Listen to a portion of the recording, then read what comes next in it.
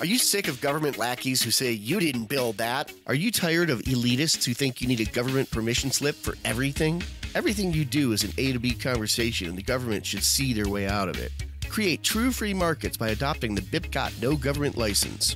The BIPCOT No Gov license allows use or modification of any product, service, or software except by governments or government agents. Go to bipcot.org. That's Bravo, India, Papa, Charlie, Oscar, Tango.org. My fellow sheep, election season is upon us. Are you one of the 12% of Americans who still approves of our government? Then we need your help to force the other 88% into compliance. Our democracy depends on it. We're an organization called Citizens Against Too Much Unfettered Freedom, or CATMUF. CATMUF is a bipartisan flock of sheep whose goal is expanding government until nothing else remains. Because the government is here to help you. How can you help CATMUF help you? By only voting for candidates dedicated to expanding government. It's easy. You don't need to study the issues. No matter what a politician says when running for office, they're all dedicated to expanding government. And make sure you tell all your friends and family to vote for more government. Here at CATMUF, we don't care if you vote Democrat or Republican, as long as you vote for candidates committed to growing our federal family. CATMUF, because folks just aren't smart enough to handle real freedom.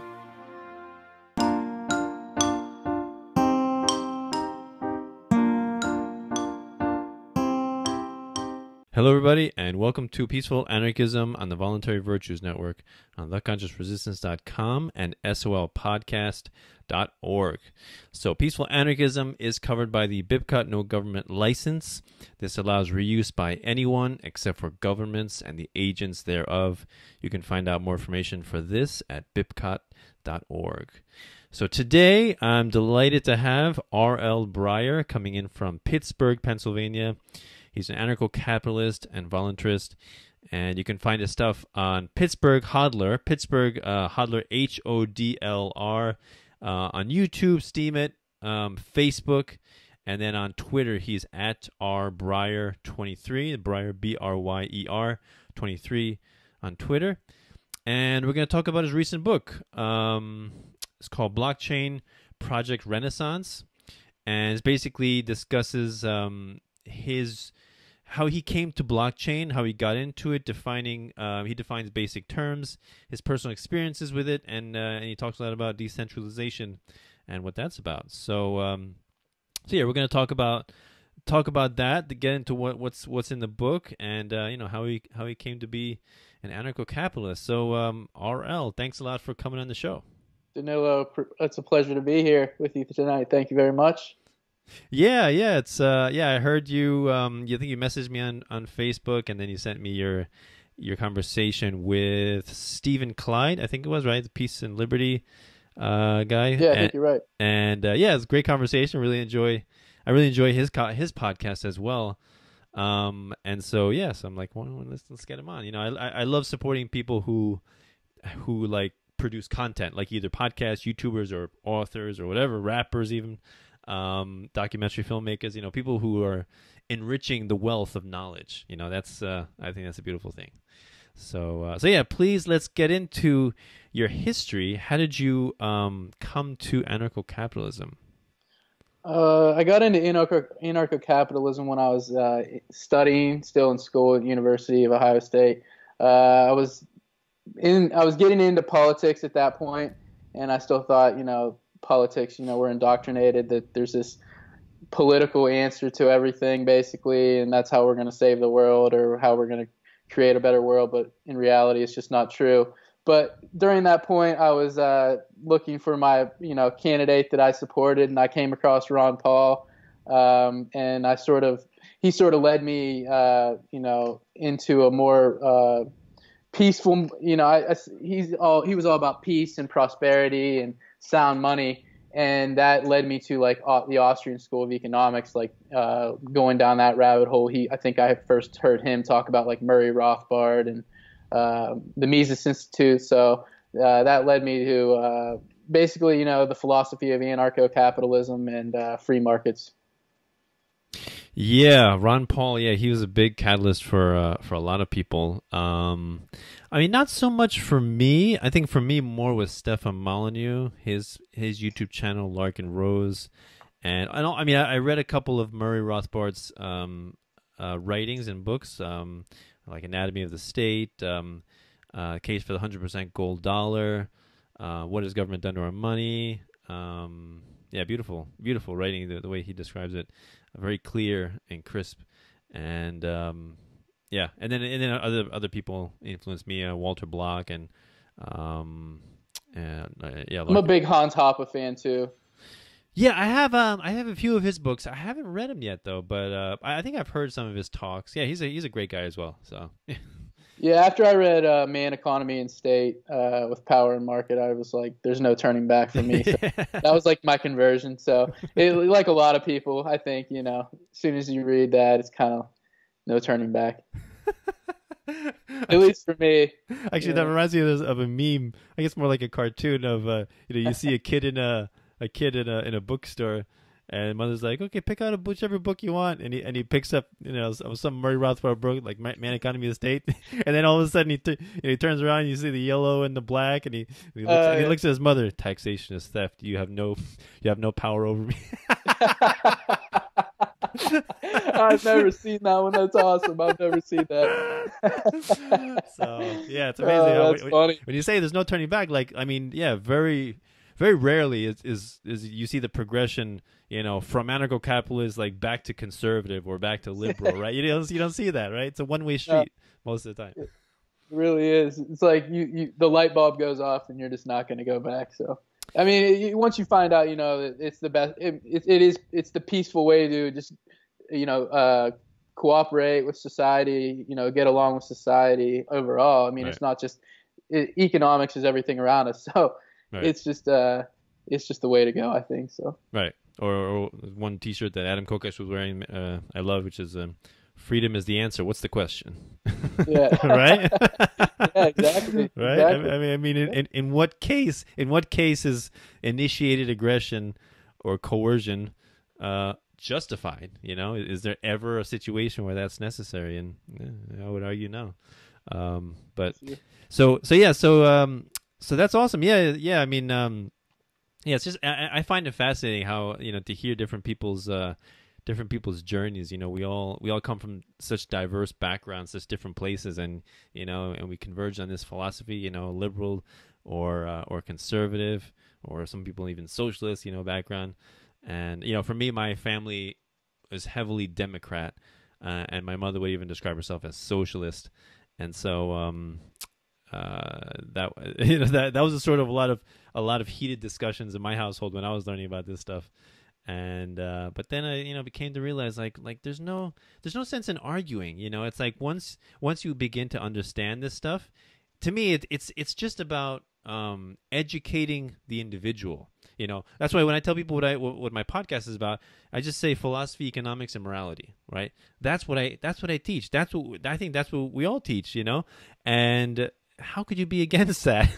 Yeah, that's really what it is too. I mean, just morality, how to be a moral human being, Right. Someone who isn't aggressing against other people and, stealing their property and stuff and doing things at the barrel of a gun. So right, yeah, and how most people understand what basic morality is. It's just that for some strange reason, the giant exception in their mind is the state. Right. Yeah. Everything is subject to the universal laws of morality, except the state. Right. Yeah, it's like that thing where if you put like a list of things that like you would ask somebody, could you do this to someone, and they would say no. But if you just put the state in there instead of a person, it's like it just changes for some reason. I don't understand that. Like once it's the collective or the majority, it becomes okay. I don't know. Yeah, and I think that's a great way to explain it to people is to identify crimes that the state perpetrates is basically if an individual does the very same action, is it a crime? Yeah. And if the morality of an action does not change based on the number of people doing it, does it change if you're electing someone to do it for you? and then they hand that down to their enforcers. Does that change morality? No, of course not. So in no way do the laws of morality ever actually change. It's just that people are conveniently blind to that reality. It's the indoctrination from the onset of your schooling. Yeah. Schooling. Oh, it's very powerful. Yeah. Very powerful, and only the truly resilient can overcome it and see through the fog. So why? So let's get into your book. Why did you decide to write the book, and what it's about?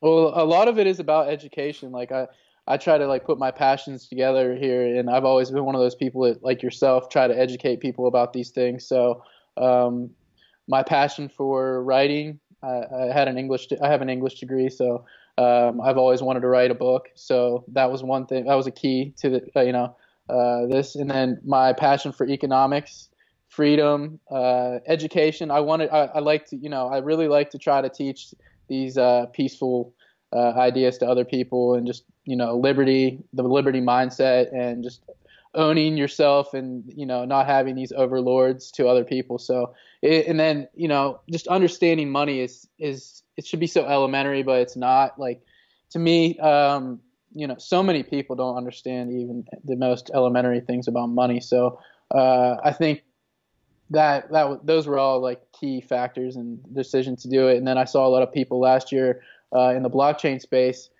being taken advantage of. I wouldn't even call it the blockchain space, really, like the BitConnects and stuff that were like fake cryptocurrencies. I saw people being taken advantage of there, and I was like, it's time, I have to start doing these daily vlogs, and then write a book. So it was the daily vlogs, and then I started getting a little bit of an audience together, and I was talking to a friend, and I was like, hey, if I wrote this book, do you think people would read it? Would you read it?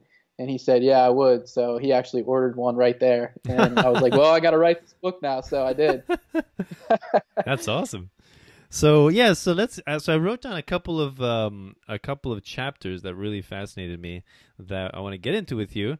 So the first one is commodity money and fiat. So please explain those concepts to the listeners.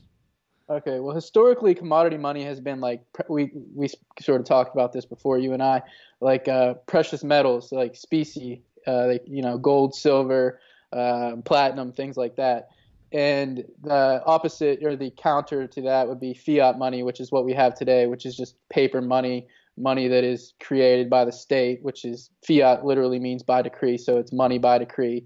So, those are the two. It's this dichotomy between real money and paper money, really. So today, we've got I think it just passed $21.5 trillion debt in the United States. Right. So this is another, this was like the reason Bitcoin and the blockchain became what it is today. So it's a way, commodity money is a way for us to actually have value.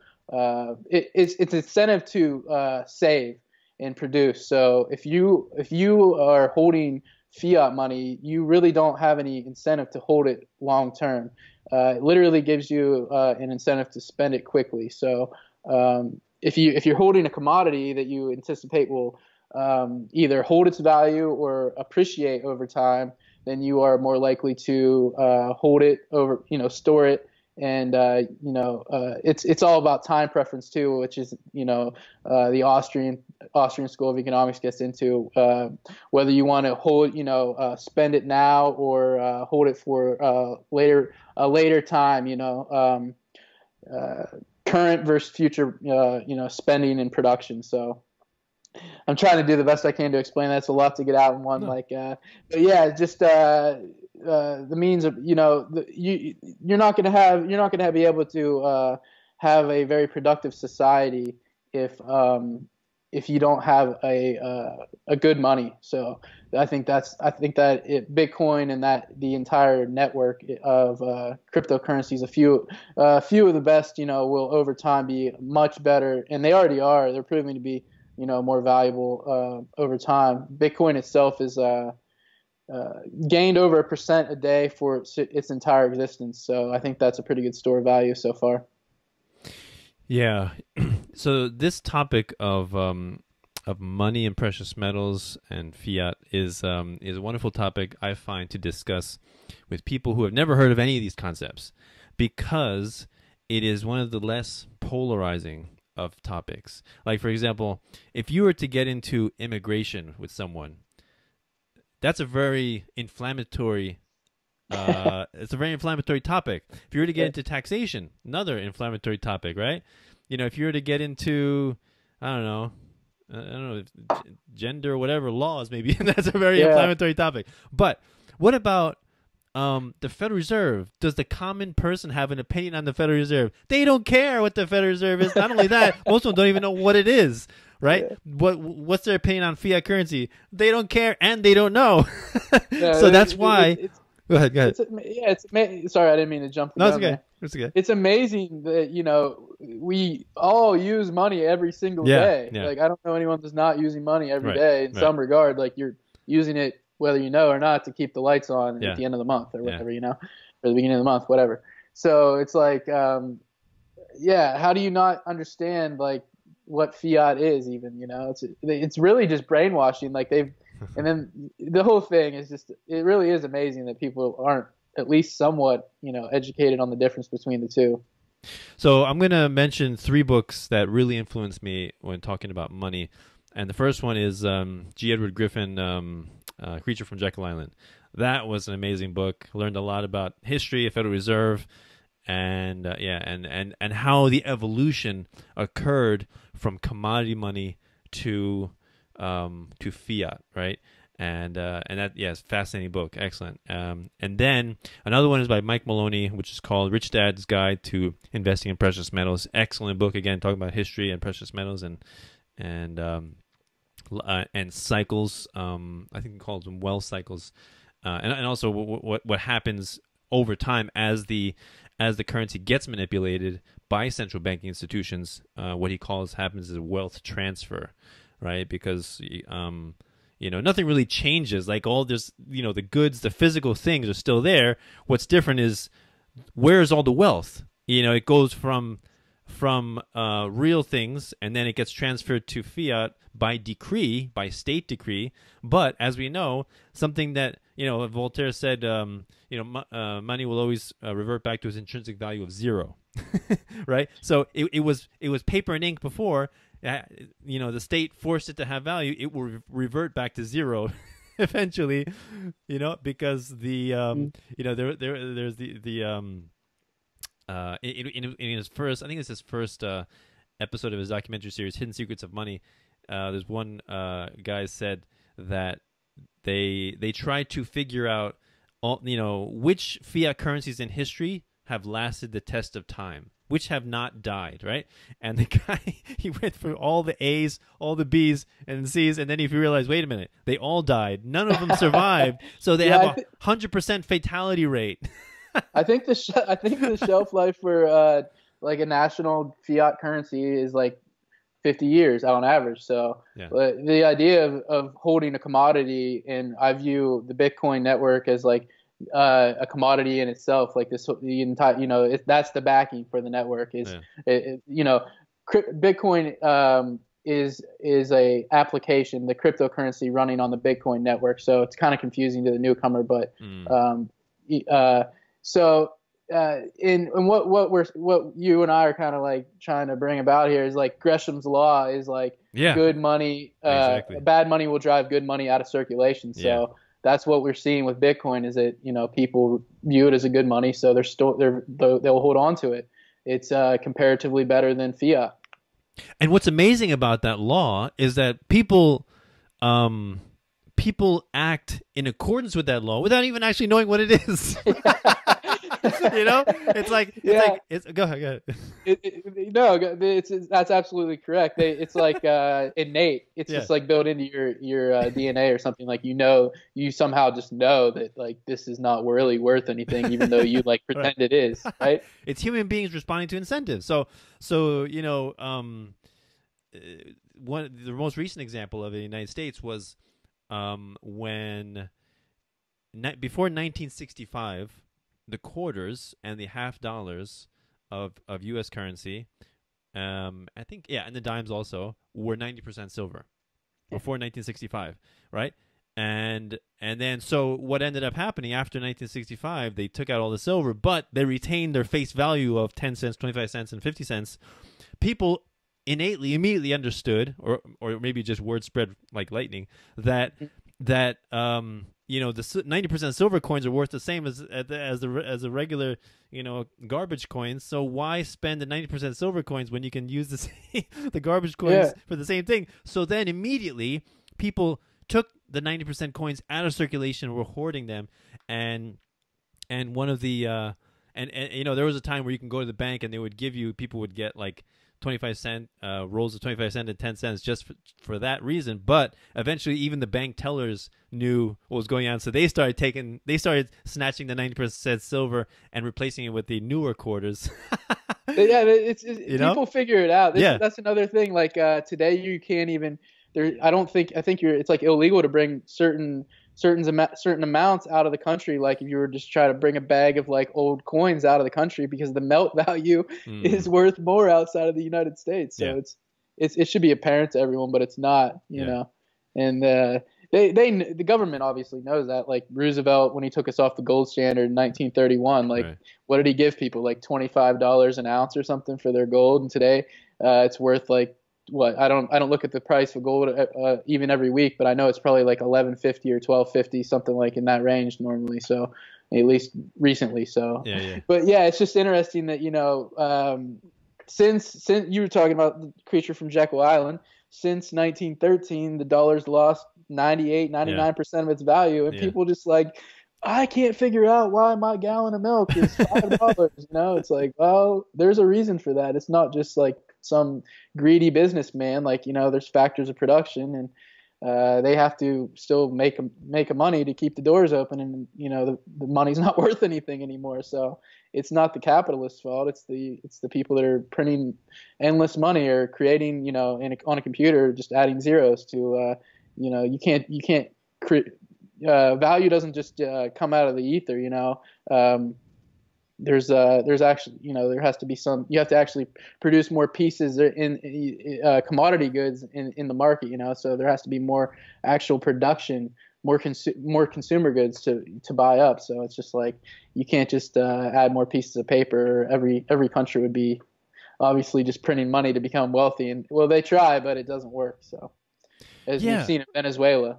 Yeah, it's such a strange thing, when there's some kind of economic crisis and the government's response is to print paper with pictures on it. It's like, what? How is that going to help anything? I don't understand how anybody could buy that, but really the majority do, or there would be some sort of like revolution to stop it. I don't know. I guess that's what the revolution is. This is like I said, Bitcoin blockchain project Renaissance. That's really, the idea of the book. It's like a rebirth, reboot. It's like we have to have a way to, even if we're working just within like our own group of like peaceful anarchists and voluntarists or anarcho-capitalists, whatever you want to call it, it's we can work together to be more productive, more peaceful, and then we will be the captains of industry overall. Like you're already kind of seeing it. Like there's like a lot of young millionaires and stuff in the blockchain space now that are like, they are going to be the people that are your boss. So, I think that's a good thing. Like the smartest people, or the dorks or whatever, are going to be like ruling the world. It's like the ultimate, the ultimate joke, the ultimate payback, right? Yeah, it's a good thing. Yeah. And also, interestingly enough, talking about Gresham's law is the opposite of that is the case if there is no central bank. Like, right? It's like, imagine there is no coercive institution forcing a people to use a particular money or currency. Then the reverse Gresham's law would take place, and good money will drive out bad because people would see this money retains value. I'm going to use it, right? Yeah. When there's no. Go ahead. Yeah, people are like, well, we pay our taxes in fiat. It must be real. Yeah. So, things like that, it's legal tender or whatever, right. And then if you even just look at Bill from what was it, 1970s or something to now. Now it's just a promissory note. Before it was like, this is a certificate, that was redeemable for gold or whatever. Right. I don't remember what the exact, thing was, but now it's a note. Like it's basically like an IOU, right? Oh yeah. So. Oh yeah. Oh, and that reminds me. The third book I didn't even mention was, I think it's called something like Toxic Currency.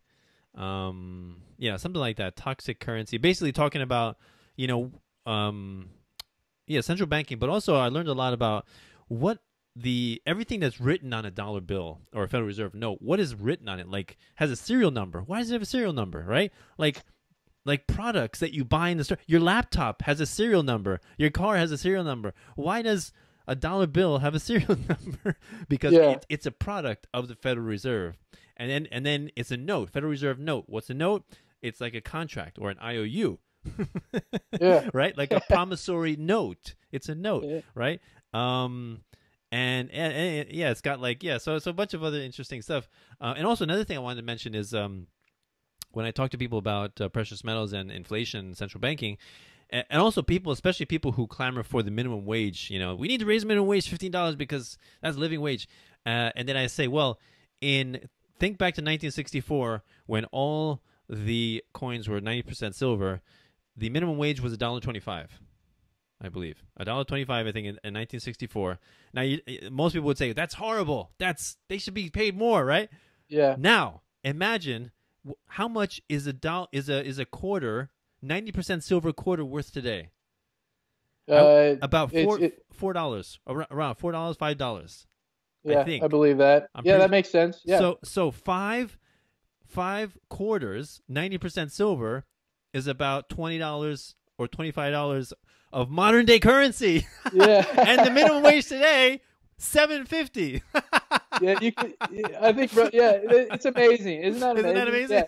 Yeah, so there's probably actually less, right? So they're comparatively less today. Right. And the minimum wage is like another thing that really bothers me. People that clamor for the minimum wage, it's like all you're doing is pricing like the least skilled people out of jobs to be in. Yeah. It's not good. It's not a good thing. Like that's another show probably, but it's very counterintuitive because they're doing it to help the poor, but in reality, what happens is the poor are the first to get shafted, right? The lesser and you're seeing that. You're seeing that today with the computer or the ordering in like fast food restaurants, like the places in like what was it, Seattle they implemented or they're doing the $15 minimum wage or whatever. Like now there's like a kiosk you're ordering from or whatever it's called. The machines, right? Yeah. Yeah. So it's like, dude, right, the free market is going to figure this out. You're not going to like force them to do something that they know is going to close their doors. I mean, they have to be able to be, they have to make money. They have to be in the green or no one has a job. Like all these laws, they have an effect. I mean, they don't, these laws don't just exist in a vacuum. Like there's actual real world consequences to these things. Yeah, when people are ignorant of economics, they have this cartoonish idea that businessmen are constantly sitting on a pile of money that they're not sharing with their employees. And if only the government would force them to share, we would all be wealthier. Yeah, I think that's like the medias and the banks and the government, they're all like the same class or whatever, the same group of people, whatever you want to say. So they have this like agenda to like brainwash people that the capitalist, like you said, is like smoking big cigars on like piles of cash with his hair slicked back and stuff, and like being fed grapes all day by like exotic women. So I just like, but they don't really. They're complaining on their cell phone that the capitalist made. Like, you think you create that cell phone? Right, exactly. You'd spend the rest of your life trying to create that cell phone before you ever had it. Exactly. If the division of labor is like the best thing in the world, we wouldn't be communicating right now without it. So it's these people are like, I don't know where they come up. They're being brainwashed in the universities today. They're like mostly like communist indoctrination centers today. It's kind of sad. Yeah, it's weird because they actually pay to be brainwashed.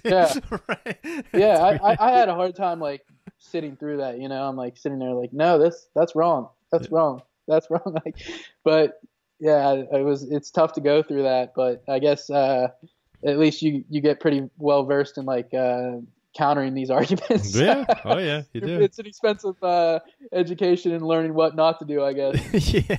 Right. Exactly. All right. So let's talk about, let's see, ways to acquire wealth. Okay. What would you say that's what you talk about there? Okay, so you have the political means versus the economic means. So today you have like all these people, like we're kind of talking about, that think the way to wealth is like taxing these people and getting into like government office or working for the government, or the political versus the economic means. And then you have like the captain of industry and like the entrepreneurial people that like create all the jobs and produce all the wealth. And then you have like this parasitic class, which is the political class that like sucks all that wealth up. They don't produce anything. So I view blockchain as a way to increase the breadth of production and get people like producing again. So we have all these people, like I said, that are becoming very wealthy, or already have become very wealthy in the blockchain space. And I view them as like the great benefactors, like the entrepreneurial people and capitalists as like the benefactors of society. So they'll be the ones in the future, and currently are producing like a lot of new jobs. And when you see like government, they don't produce anything. Like I said, they just consume all the wealth that has been produced. So that's kind of what I got into in the book, is like all these people, like we said, that think that the capitalist is bad. Well, everything you have is because of the capitalist, in my opinion. So it reminds me of one of my favorite memes, capitalism. You see a picture of a city with bright lights at night, and it says capitalism, the ism that funded all other isms for the past 2,000 years. Yeah. Yeah. So the way I describe that to people is there's three ways to interact with people, right? First way is coercion and theft. It's also known as the mafia model. Second way is the economic way. That's trade, right? Voluntary exchange. Both parties benefit. Third way is the inheritance model, right? You gift somebody things. Yeah. Now, which way do you think the government They do the mob model every time. Your money. I've heard Judge Napolitano describe it like that. I love Judge Napolitano too. Your money or your life. You only have. You're going to give it up, or you're going into a cage. Right. You have to do it. It's coercion. So it's really easy to get people to do what you want at the barrel of a gun. But is that how we want to live? We have an option, right? So if we're really free, opt out. Stop, do your best to like not be a part of their system. Yeah, and one of our biggest challenges as anarcho-capitalists, as volunteers, is helping people to see the gun in the room, see the coercion, right? Because all they see is the welfare state. All they see is protection, police making our streets safe for citizens, right? That's what they see, but they don't see the coercion that underlies, that forms the foundation of all that, and how that's completely, not only is it unnecessary, but it is counterproductive. Like you said, it's a parasite. I think I like to describe it like Murray Rothbard says, it's a parasite on the neck of the industrious, siphoning off the productivity of the industrious, right? Absolutely. And they don't, and it's really not, I think I heard Hans Hoppe say it like this. I listened to a lot of his lectures recently. I heard him talking about the best way to really say it is you want to talk about it as people want to say it's a protection agency. It's an expropriating protection agency. It's a contradiction in terms immediately. Right. Like, give me your money and I'm going to protect you. I mean, it really is the mafia model. Yeah. At the very onset, Yeah. So like the state doesn't even exist without robbing everyone. Right. So, go ahead, sorry. And then you just remind me of another meme. It's like the three levels of criminal. The first level is the amateur, which is like the common thief, breaks into your house or holds you up at gunpoint in the dark alleyway, right? Mugs you.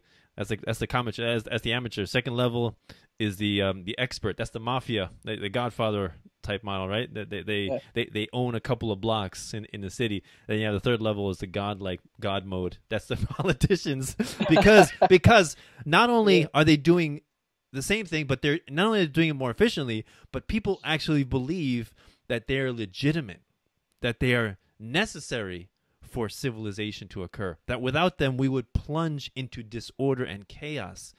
And that's basically that is the God mode. It's like you need me, or else society would fail.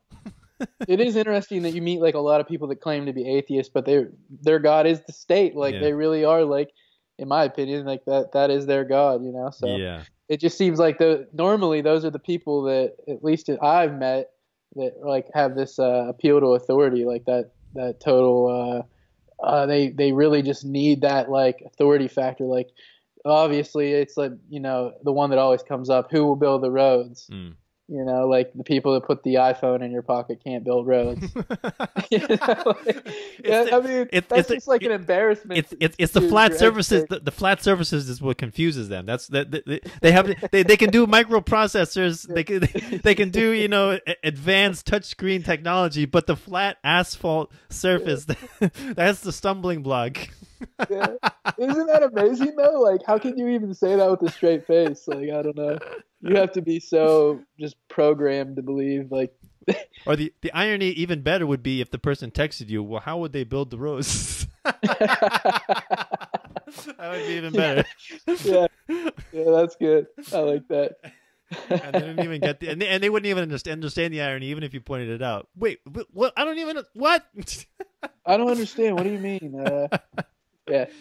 Like, I don't know. It's like a concept. So another one that should be so elementary. Like, privatization. I've learned a lot of that stuff from Hans Hoppe, or Hoppe. I don't know how you really pronounce his name, but like all that stuff. Just, you know, even if you're going to talk about like democracy being like, it's really like the worst of the worst. If you're going to talk about like political and having, if you're going to have a government, like I'm obviously an anarcho-capitalist, like I said, but at least under like a dictator or like a monarchical state, they have incentive, like hereditary monarchies and stuff, right, to not exploit all their resources immediately. Like so they would, you know, they have incentive to hold on to those things so they can produce over time and not just blow all their resources. Like democracy is an encouragement for people to come in and just like exploit all the resources as fast as possible because there's term limits. Right. So, you know, the idea of democracy is, you know, it's mob rule, but then you get these people in there that are like, our guy's gonna exploit all the resources faster than yours.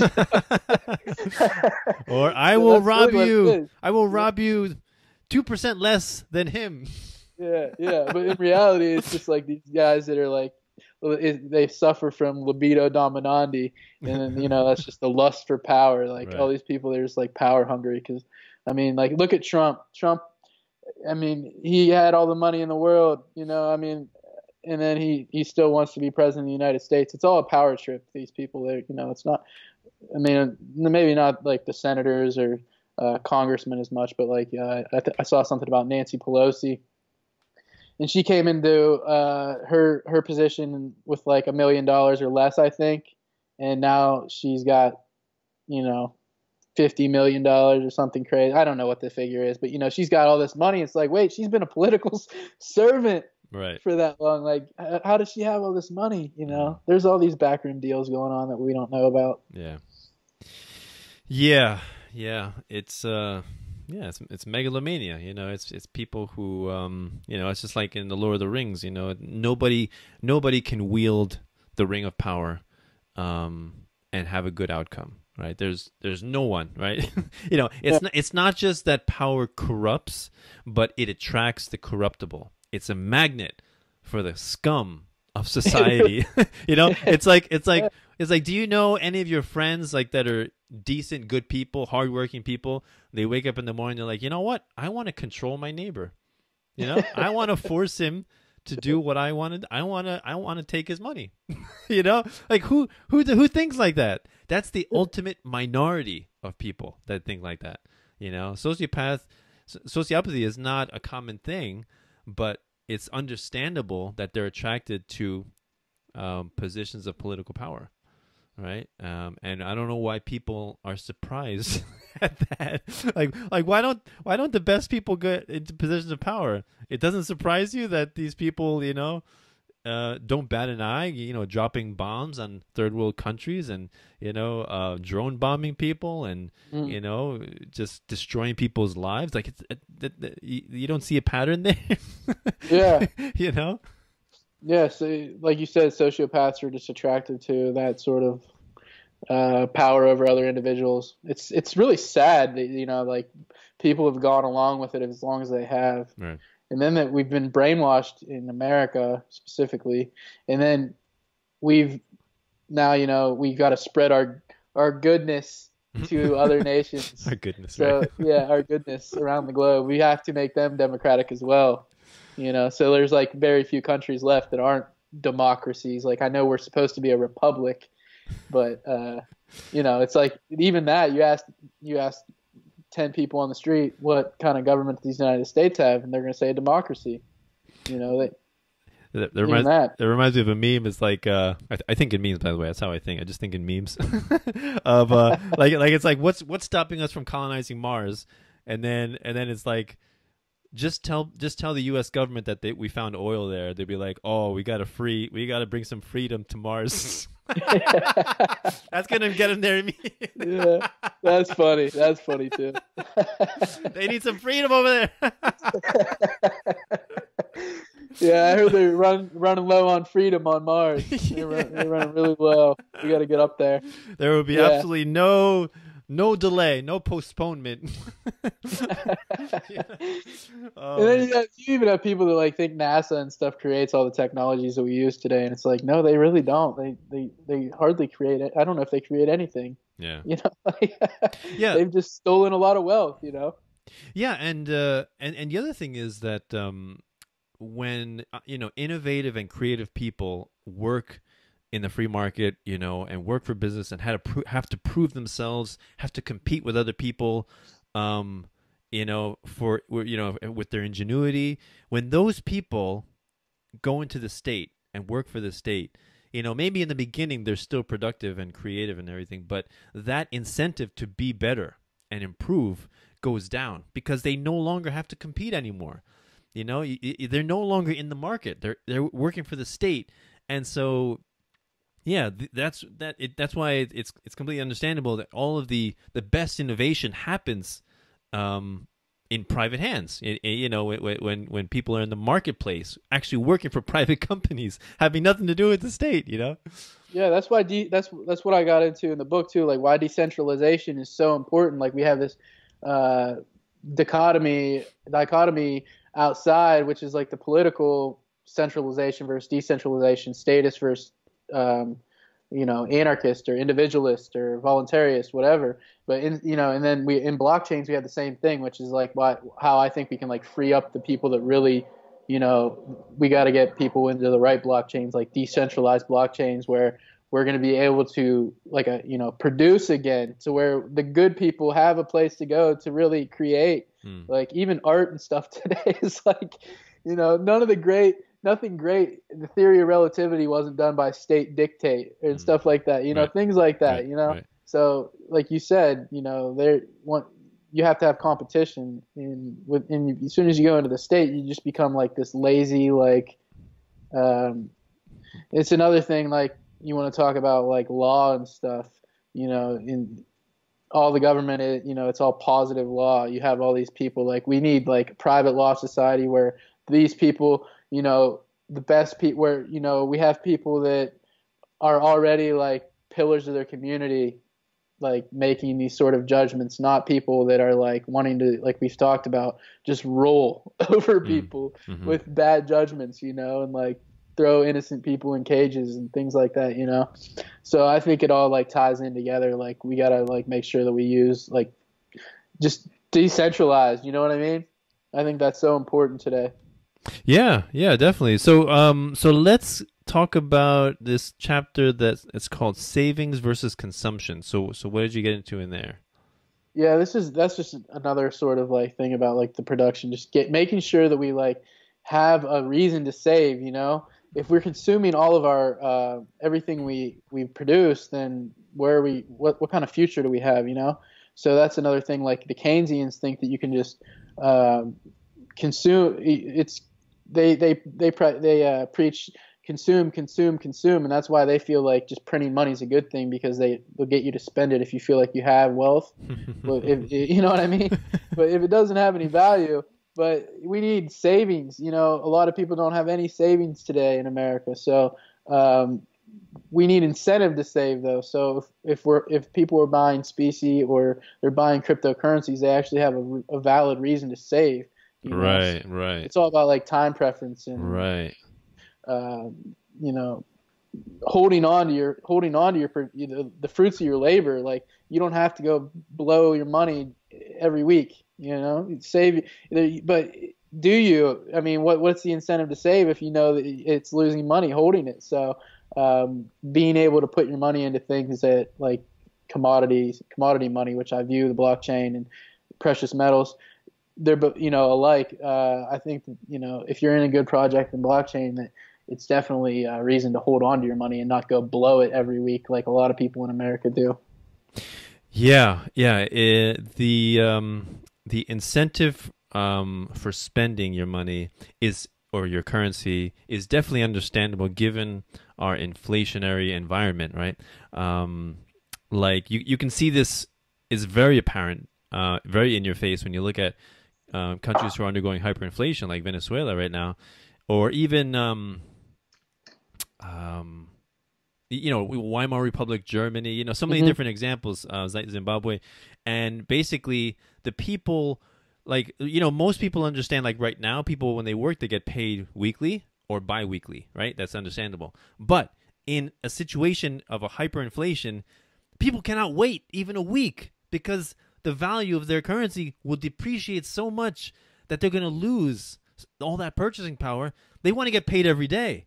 And so when they get paid, it's like a hot potato. They want to get rid of it. I got to get rid of my money. They got to get rid of it, and so it's understandable. It's, it's just just humans responding to what's going on in their environment, right? So what's the solution? We want to put the fruits of our labor into a storage facility that does not depreciate at all, that actually appreciates, right? And so that's where precious metals and cryptocurrency comes in, is that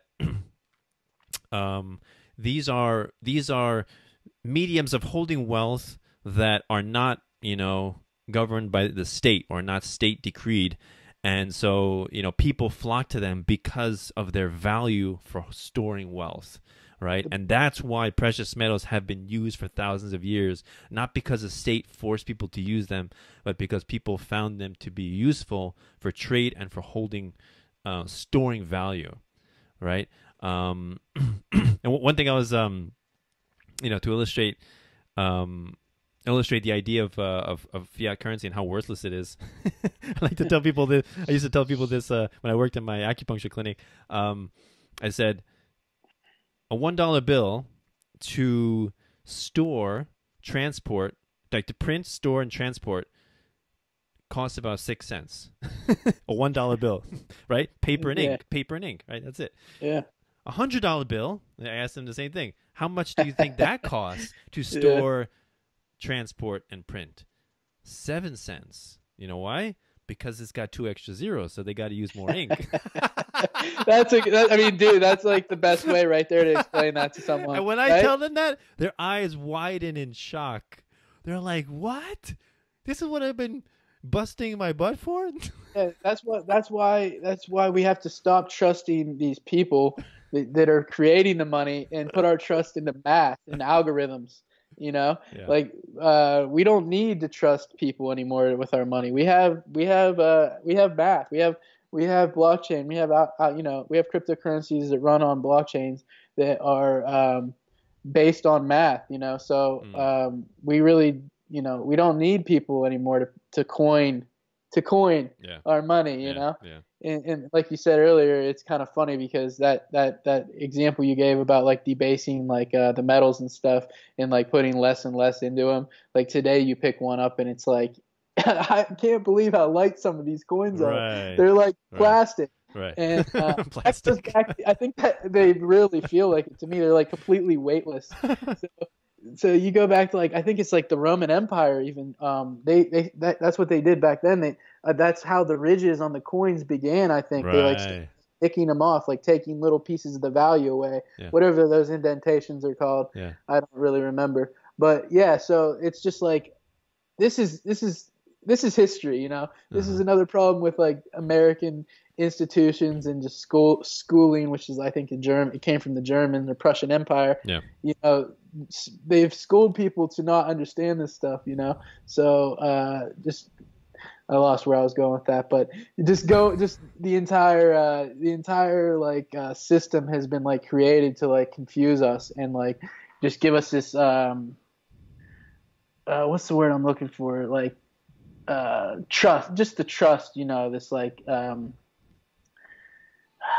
I'm trying to think of the best way to put this, like just it's like hubris almost, like just like believing in these people that are like just, oh, I can be uneducated about it, you know, it's not going to hurt me, but it is. Yeah. You know, whether you know it or not, like it is hurting you, you know. Yeah. So all right, so now let me ask you before we sign off, so given that you wrote a book on blockchain technology and cryptocurrency, what is your perspective on cryptocurrency versus precious metals? Because I already know your perspective about fiat. So cryptocurrency versus precious metals. How do you rate the two, and do you classify one as more important than the other? So what's your view on this? That's a good question. Like, I still think specie is, you know, precious metals are going to be like important. Like you said earlier, those have been money for millennia, so it's not just going to go away. I think it'd be good to like hold both. So if you're talking about like trying to preserve your wealth, I wouldn't put all your eggs in one basket. Right. I'm not a financial advisor, but that's disclaimer. Yeah, disclaimer. I am not a financial advisor, but that's the way I view it. Like, especially for people that hold like a substantial or decent amount of wealth, but even the people that don't and they're trying to get there, like, you know, this is like what I'm talking about in the book. You have to like begin somewhere, so there's got to be a way to start to save. So I view them both as very, very important. The less fiat you can hold, the less paper, you know, debt money. Yeah. It's based on debt. It's printed out of debt. So even the money from the onset it's debt, you know. I mean, I think that's why we can never, people are like, we got to get somebody in there to lower the deficit and start paying back this debt. Well, you can't pay it back. It's created out of debt, you know, so you're never going to be able to pay it back. It's literally created out of debt. So, yeah, so I think holding both those would be like the best way. I do think though, over the next like 15 years, we're going to see, I hope we can go back to this in 15 years and I'm right.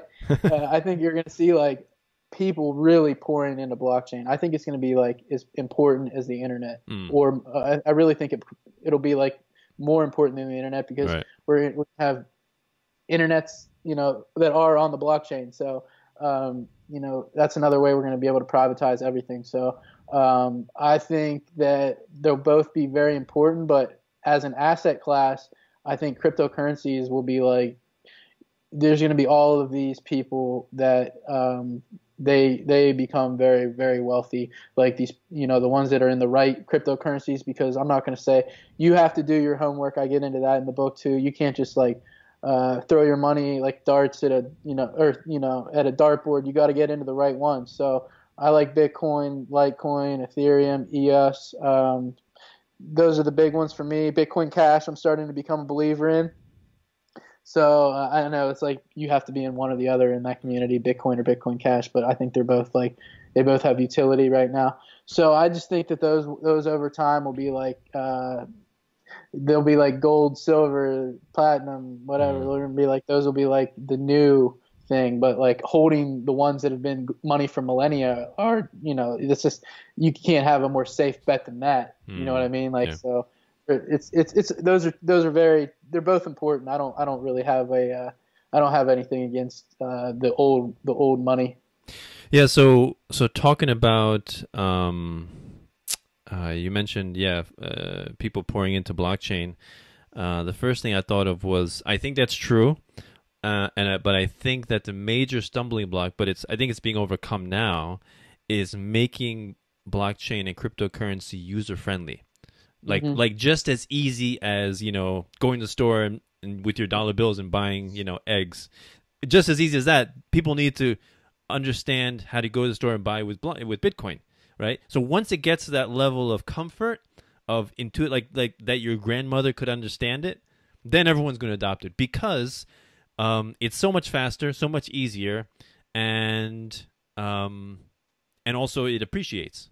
It doesn't lose value. Yeah, that's the beauty of it. It's like open source, so like some like genius 14-year-old kid could be in his bedroom right now creating like an app where we're going to use that. It's called dApps, decentralized applications. So we're like, this kid could be in his bedroom, like I said, working, coding some application. On one of these blockchains, it's like going to change the world. I've said I think it's going to be like important in like cars. Even like today, a lot of cars are hackable. I think that there'll be a blockchain, solution to that. I think that'll happen really fast if somebody gets on that. I want a little bit of that, but I think that'll be important. Like, I think it's going to be used in like so many different ways. But I just don't want to see it co-opted. Like, I don't want to see the centralized institutions and stuff come in. Like Ripple is like the banker blockchain. It's really not even a blockchain, really. So I don't want to see all these people come in and like co-opt it. You know what I mean? It's important for people to get into the decentralized projects. Yeah. The so I also thought of Mike Maloney in goldsilver.com. He has this Hidden Secrets of Money documentary series, and one of the episodes, I think it's 8, he talks about the German hyperinflation, and he visited the German central bank, and he saw, there's like a museum there, and he saw the printing press that printed all the money right at that time, and he was saying, he's like, just look at this thing, paper's going through it, combine it with ink, and they're just printing this stuff. That the politicians are just printing this stuff, laughing all the way to the bank. They're just printing, yeah. And of course they give some of it to their friends and enrich themselves and all that. But that's how easy it is to create money, right? That's before all internet and digital stuff. But how easy is it to create precious metals, gold and silver? And I asked my patients this: how do you think gold and silver is made? Nobody knows, right? So there's 2 ways that Mike Maloney says that gold and silver can be made, or precious metals in general, is the collision of 2 neutron stars or a supernova. Now, how well do you think the state can control those events? Well, they'd probably tell you they could do it. So that's why I love precious metals, because it's here, it's not going anywhere. You can't destroy it. It doesn't rot, doesn't wither away. You drop a bar of gold to the bottom of the sea, come back in 100 years, it's still there. Do the same thing with paper. Within a couple days, maybe a week, it's all disintegrated already. So they both have pros and cons. Like, the one thing I would say is, like, it's nice in like the cryptocurrency space, is that you could, like, you're able to take your entire wealth across the border. Oh, definitely. I love that. Holding on to it. You know what I mean? That's great. That's one of the biggest advantages of it, is transferring value over long distances instantaneously. Right? Exactly. Yeah. That's the beauty of it. Like, but like you said, like you can't if you had your phone, you had your wallet on your phone, and you didn't have it backed up, you couldn't throw it into the ocean like you could a gold bar. So they all have pros and cons. Yeah. Definitely. But except fiat, it's just garbage. So. or as literally trash. Or as Robert Kiyosaki. Are you familiar with Robert Kiyosaki? He's the author of Rich Dad Poor Dad, the original series. He basically he teams up with Mike Maloney. He has some YouTube videos, and he calls fiat money toilet paper trash. He's like, and one of his best quotes I love: "Cash is trash." I love it. It really is. Just to circle back real fast, we were talking about Venezuela earlier, and we've talked about the Weimar Republic and how they debased the currency and started printing like crazy. Yeah. That happened in Venezuela, and they are using Dash down there. Like that's become like a huge thing. Have you seen that documentary yet? Somebody put out. I forget the guy's name. Yeah, I did hear about that. That they're really going towards cryptocurrency. Yeah. I did hear about that. So we're seeing like I think it's like just as important in first, industrious nations, cryptocurrency, but in the places where a lot of people don't even have access to bank accounts, or they charge the poorest countries in the world the highest rate to send a wire transfer, or things like that. Right. It's just like completely upside down. Like they're really just like trying to keep these people down. So you have a smartphone, you can send your cryptocurrency, and now you can buy a bag of grain, and now you can produce a farm for the people around you, and then you lift yourself up. So right. I think that's like huge. You're going to be huge. Yeah. Excellent. Well, wonderful conversation, RL. So before we go, I always ask my guests, what is your favorite quote of all time? Oh, man. My favorite quote of all time. Oh, dude, you just stumped me on that. I wasn't ready for that one. I know. I pop it on everyone when they come. My favorite quote of all time. How about something? I was just going to say something. I'd say something like it's fine. It could be something. Well, can I keep it to one word? Decentralized. All right. That's fine. Yeah. Decentralize. Let's just say that. All right. Cool. Yeah. I mean, as Jeff Berwick says, we're not necessarily against government. All we want is decentralization. So we want, instead of just what is it, like 270 nation states or governments, we want 8 billion governments. Everybody is their own government. They're a self-government. They self-govern themselves, right? Every household is their own government, right? Exactly. Yeah. Or you can also say, in relation to your neighbor, you are an anarchist, but in relation to yourself, you're a monarchy, right? You are a master of yourself, but you're an anarchist toward your neighbor, which is I like that. Yeah. Which is an interesting way of looking at it as well. So, yeah, wonderful conversation, RL. So had a good time. Thanks a lot. Yeah. So if please, before we go, please reiterate the ways that people can contact you if they want to find out more and get your book. Okay. Twitter at RBryer23. You can DM me. BRBRYER23. If you want to get a hold of me, get a copy of the book that way. I'm on Steemit at Pittsburgh Hodler, one word.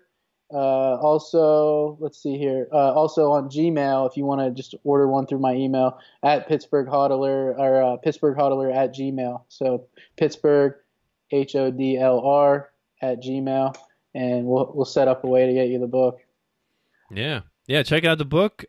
Check out all of this stuff. YouTube, Steemit, Facebook, Twitter. I think he's doing great work. And looking forward to the second book, because we need more content creators. The more content creators, the better. It's just increasing the wealth of information. Increasing the knowledge in society, and it's never is a bad thing. You want to, we don't suppress.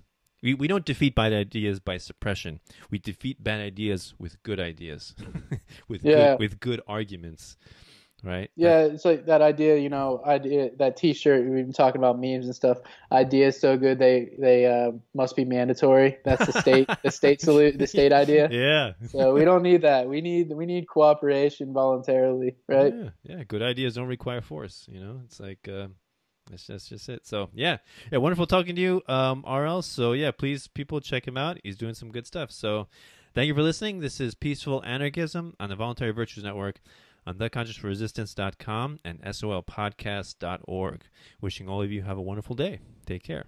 Bye. Thank you for listening. If you enjoyed this content and would like to see more of it, please feel free to donate and help me interview other fascinating people. You can do so through Patreon. That's patreon.com/peacefulanarchism to help me out. $1 a show is all I ask. If you feel so inclined to donate more, please feel free. It will only assist me in spreading the message of freedom and voluntarism that much farther and that much more efficiently. You can also donate to my Bitcoin. My Bitcoin address is in the description to my videos, as well as on my website, peacefulanarchism.com. And while you're on my site, there's a donate button to donate through PayPal. If you prefer to donate through PayPal, you can do so with that. But Patreon is a little bit easier for content creators, as you can set up a recurring donation if you so desire. Also, while you're on my website, peacefulanarchism.com, please feel free to sign up, enter your email address, sign up for my newsletter, and you will receive updates every time I post something, a video or an interview. I do not send out any spam. Or you can also follow me on Facebook under facebook.com/peacefulanarchism or facebook.com/Danilo Cuellar 3, I believe. Danilo Cuellar 3. So either one of those methods, if you are able to donate, I would be most appreciative. Thank you very much for listening. I hope you have a magnificent day. Cell 411 is a free app for Android and iOS that replaces government-controlled 911. Cell 411 allows you to preset a group of friends or private organizations to show up in any emergency. Cell 411 is a nightmare for the state because it proves their so-called services aren't needed. Cell 411 has had thousands of installs, and of course it's covered by the BIPCOT no government license. Cell 411 because your friends won't shoot you when you're in trouble. Without the government, who would build the emergency services? You and Cell 411. Get it today at getcell411.com. That's getcell411.com.